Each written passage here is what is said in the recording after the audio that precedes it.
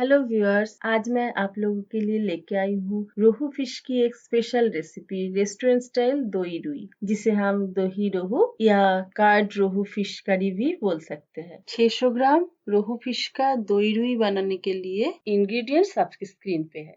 मैंने यह लगभग 600 ग्राम फिश लिया है। आप अपने जरूरत के हिसाब से फिश की क्वांटिटी कम या ज्यादा कर सकते हैं। फिश को मैंने नमक और हल्दी से लगभग 30 मिनट्स के लिए मैरिनेट करके रखा है। अब हम बाकी इंग्रेडिएंट्स तैयार कर लेंगे। मैं 600 ग्राम फिश का ग्रेवी बनाने के लिए एक बोल में 1.5 टीस्पून लाल मिर्च पाउडर, सेम क्वांटिटी में धनिया पाउडर और जीरा पाउडर ले रही हूँ। इसमें मैं 1 टीस्पून हल्दी और स्वाद अनुसार नमक भी डाल रही हूँ। अब हम इसको नॉर्मल रूम टेम्परेचर का पानी मिला के मिक्स कर लेंगे। अब मैंने लगभग 150 ग्राम दही लिया, उसमें 1 चम्मच बेसन मिला के उसको अच्छा से फेंट लिया। उससे क्या होगा, दही फाट नहीं जाएगा और ग्रेवी भी अच्छा बनेगा। अभी मेरा मैरिनेटेड फिश, दही और मसाला रेडी है। इसके साथ मैंने एक मीडियम साइज का प्याज चॉप करके रख लिया है और एक मीडियम साइज का टमाटर को बड़े पीसेस में काट के रखा है। इसके अलावा मैंने 2 तेजपत्ता, 2 टुकड़ा दालचीनी का, 2 छोटी इलायची, 2 से 4 लौंग भी रखा है और मैंने 1 चम्मच अदरक लहसुन का पेस्ट भी लिया है। अब मैंने कढ़ाई गरम कर लिया है। इसमें मैं फिश को डीप फ्राई करने के लिए कम से कम 150 से 200 ml rice bran oil use करूंगी। डीप फ्राई करने के लिए आपको ऑयल की क्वांटिटी थोड़ा ज्यादा ही लेना चाहिए, नहीं तो फिश सही से फ्राई नहीं होगा। आपके पास कोई भी रिफाइंड ऑयल हो आप यूज कर सकते हैं। आपको अगर खाने में कम ऑयल चाहिए तो ग्रेवी बनाते वक्त आप ऑयल की क्वांटिटी को रिड्यूस कर सकते हैं। अब ये ऑयल गरम हो चुका है और मैं इसमें बहुत ही सावधानी से मैरिनेटेड फिश को डालूंगी। आप चाहे तो एक स्पैचुला का यूज करके फिश को धीरे धीरे डाल सकते हैं, चाहे तो फिश को 2-3 बैच में डाल सकते हैं। इससे क्या होगा, फिश चिपकेगा कम और टूटेगा भी नहीं। जब ये एक साइड से अच्छा से फ्राई हो जाएगा तो अब आप देखेंगे कि ये अपने आप ही कढ़ाई से डिटैच हो जा रहा है। तभी आप इसे पलटिए, नहीं तो टूटने का चांस रहता है। इनकेस फिश कढ़ाई में स्टिक हो जाए तो उसे छुड़ाने का कोशिश ना करें, उसको और थोड़ी देर के लिए फ्राई होने दीजिए। अच्छे से फ्राई हो जाने पे आप स्पैचुला की हेल्प से इसे इजीली पलट सकते हैं।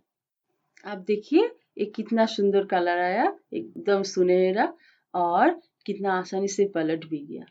देखिए कढ़ाई से डिटैच हो गया बिल्कुल, तभी ये इतना आराम से मूव कर रहा है। अभी ये अच्छा से फ्राई हो चुका है। मैं इसे ऑयल से बाहर निकाल लूंगी और नेक्स्ट बैच फ्राई होने के लिए डाल दूंगी।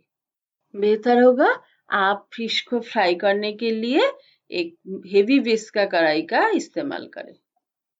अब मेरा सेकेंड बैच भी फ्राई हो चुका है, इनको मैं बाहर निकाल के प्लेट में रख रही हूँ।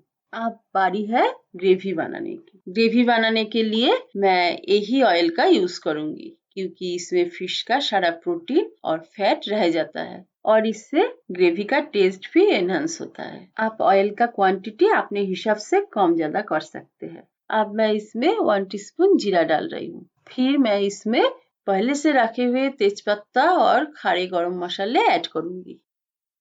मैं इसमें चॉप किया हुआ प्याज डाल के सुनहरा होने तक फ्राई करूंगी।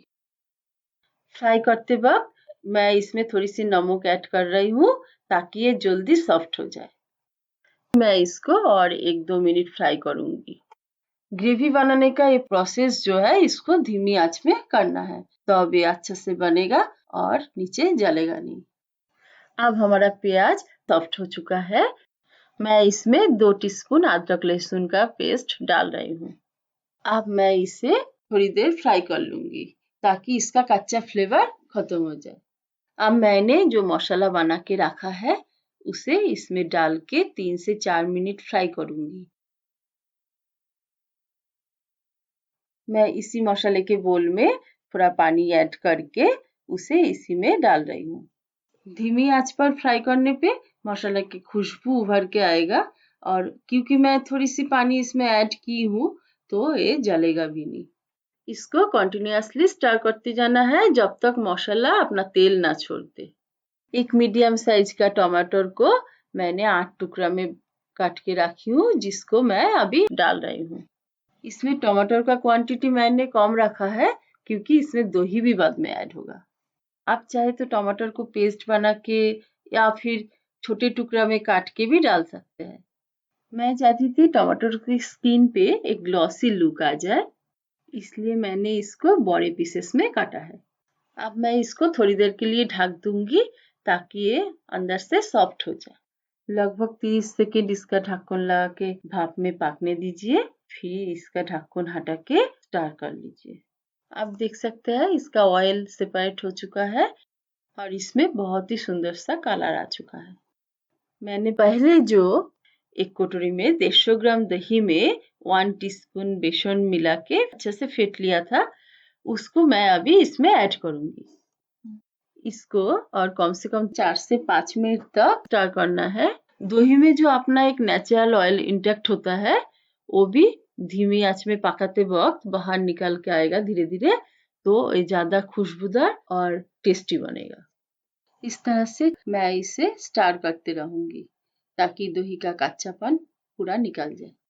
देखिए, आप देख सकते हैं टमाटर भी बिल्कुल ग्लॉसी बन चुका है और मैं चाह रही थी इसी लुक में आ जाए बस। अभी मैं इसमें फ्राइड फिश ऐड करूंगी। मैं चाहती हूँ कि फिश अच्छे से मसाला से कोट हो जाए। अब मैं ये फिश को पलट दूंगी ताकि मसाला दोनों तरफ अच्छे से लग जाए। इसके बाद इसमें 2 कप गर्म पानी ऐड करूंगी। याद रहे गर्म पानी ऐड कीजिएगा ताकि इसका बॉइलिंग टेम्परेचर सही रहे और फिश जल्दी से पानी को एब्जॉर्ब कर ले ताकि ये जूसी बन जाए। आपको जितना लिक्विडिटी चाहिए ग्रेवी में, आप उसके हिसाब से पानी का मात्रा कम या ज्यादा कर सकते हैं। अब ऊपर से मैं 2 हरी मिर्च चीरा लगा के डाल रही हूँ। इससे इसका फ्लेवर और एनहांस हो जाएगा और स्वाद में भी काफी निखार आएगा। फाइनली मैं इसमें 1 टीस्पून गरम मसाला पाउडर और 10-12 रोस्टेड काजू ऐड करूंगी। इससे फ्लेवर और लुक दोनों में निखार आ जाएगा। कुछ सेकेंड और गैस में रखूंगी, फिर ढक्कन लगा के गैस बंद करके मैं इसको 2 से 5 मिनट तक इसी तरह स्टैंडिंग टाइम में रख दूंगी। अब हमारा रेस्टोरेंट स्टाइल दही रुई घर पे ही बन चुका है। इसको आप अपने मनपसंद तरीके से गार्निश करके सर्व कीजिए। खुद भी खाइए और मेहमानों को भी खिलाइए। अगर आपको ये रेसिपी अच्छा लगा तो लाइक, शेयर और कमेंट जरूर कीजिए। ऐसे और भी टेस्टी रेसिपीज जानने के लिए मेरे चैनल को सब्सक्राइब करें और नोटिफिकेशंस का बेल आइकन ऑन रखें। हम आपके लिए ऐसे नए नए रेसिपीज लाते रहेंगे। तो मिलते हैं नेक्स्ट रेसिपी के साथ।